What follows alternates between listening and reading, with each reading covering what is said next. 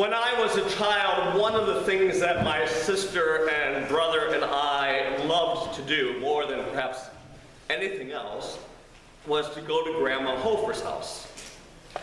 Now, Grandma Hofer lived in, well, south side of Chicago, a community called Blue Island, but it was literally just 2 blocks to the city line. And we loved to go there because we always knew there were going to be great cooking and always a dessert. There was always be that big hug and love from Grandma. But we loved Saturdays. Because on Saturdays, it was just a day of pretty much rest. We never planned anything.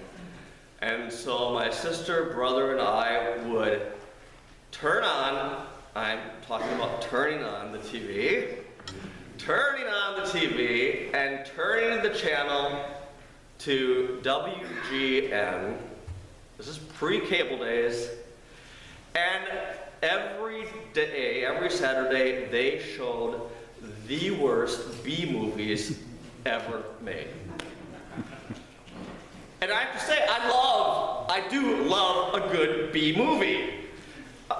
In fact, some of the worst B movies are probably some of the best movies ever made because they're just that bad.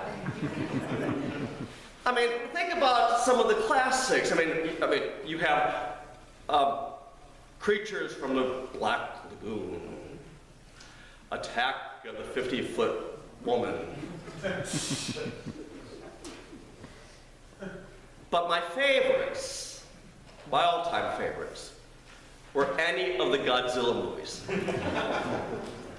I loved the Godzilla movies. I mean, there's just something about that big, huge monster coming up the sea that was, well, it was made because of the nuclear bomb.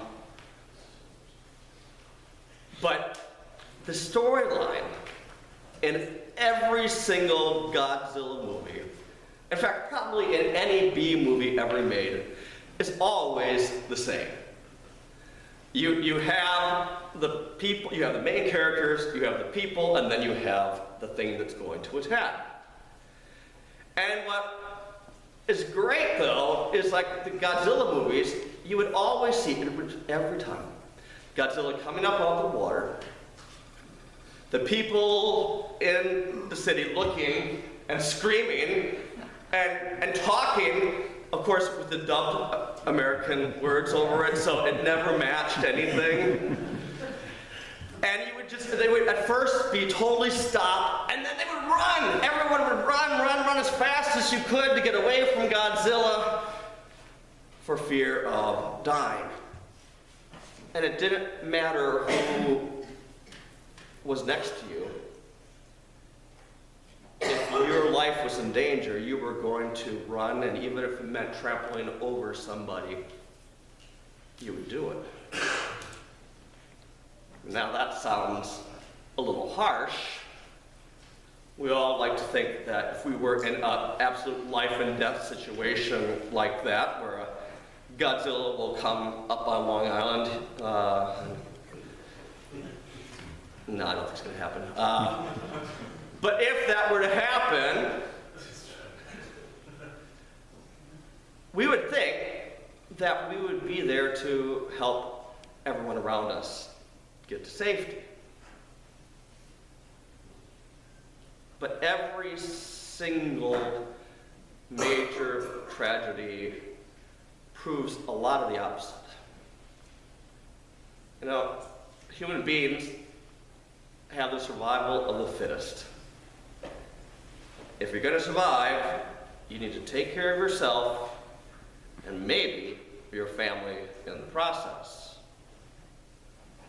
Prime example. A few months ago in Paris with the Paris terrorist attacks. The stories upon stories of the people trying to escape, trampling over each other, and there were very few stories about people trying to save somebody else. When your life's in danger, when you're in mortal peril, you want to save your life. Unlike the brave men and women on 9/11 who, instead of going down the towers, ran up them. This morning we hear a gospel passage from Jesus going and healing a man who had been paralyzed for 38 years. So I just want to set the context of where this is at. So this is the pool of Bethesda, that thing. Read it. And it is literally just outside of the gates of Jerusalem. So it was a pool that's there, and it was a natural spring. And the joys of natural springs, of course, is you don't have to fill them up because they always just are filled with water. Now, you and I both know that with natural springs, when they're filling, you're going to get air bubbles that come up. And the water might be a little stirred. Well, the people during Jesus' time had the theory that it was an angel that was stirring the water, and that when that stirring happened, if you were in the water at that time, you could be made whole and be healed. And so that is why it was surrounded by so many people who were blind or lame. They wanted to be healed. But because they're normal human beings, what happens? You see the water going, or you hear about it, and so there's a stampede to try to get in that pool first. And if you're paralyzed, there's really no way you're ever going to get there first. Now, this man who Jesus met, being paralyzed 38 years, already lived longer than the average lifespan of a man at that time. The average lifespan in Jesus' time for a man was 35 years old. So, this man, 38 years, so you can assume he was paralyzed a little later in life, maybe in his teenage years. So he's probably in his 40s to 50 years old. In other words, he was an old man at that time. And nobody was there to help him. And see, Jesus looks into people's eyes, and he just knows. He looks into our souls, and he knows what we need even before you and I ever have to say anything. And I'm certain that when he saw that man there, all he wanted to do was make him whole. He had compassion. And he asked him a simple question, "Sir, do you wish to be made well?" The guy gives his excuses about people trampling all over him. But Jesus isn't going to allow any excuses for not being made well. No more. The man had to take some responsibility for himself. And Jesus said, "Get up, take your mat, and walk." Man got up and walked away. You know, it's really amazing when you think about it, how often when human beings are suffering, whether it be suffering not out of our own nature, sometimes we suffer because of stuff we've done. Sometimes we have suffering because it's just life. Sometimes we have suffering because it's just we were in the wrong place at the wrong time. But whenever there's suffering, there's that hope and a yearning for healing. And most of us want to get better. But sometimes we like to wallow in our sorrows. Isn't it? It's sort of like the woman in Pollyanna that Pollyanna goes to see, and she was there with the undertaker having her coffin measured, and the woman was loving the fact that she was sick because she got all this attention. Of course, she had to be able to get to the point of actually wanting to be made whole, which Pollyanna helped her.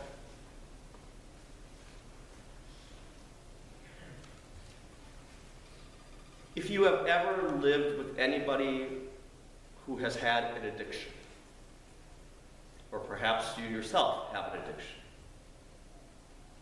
you know more than anyone else that if you are going to be made whole, if you want to be made whole, you yourself have to take that first step and admit that you want help. Without that step, people are going to be trampling over you as they go to seek help. I think that man in this gospel should have learned the fact that all this time he was just sort of sitting there relying on everyone else. But what he really needed to do was put his trust in God and realize he was helpless in the situation. And Christ healed him. Now, of course, we could do something else.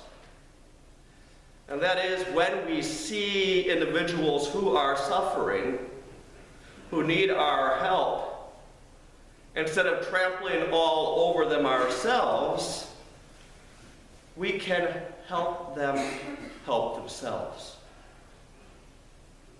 It's amazing when you speak to somebody who's homeless, when you look at them in the eye and shake their hand and find out their name, find out their story, find out their needs. And just the fact of you recognizing the individual as a human being might be just enough for that person to begin the process of helping her or himself. It may not work. The person might be too far gone.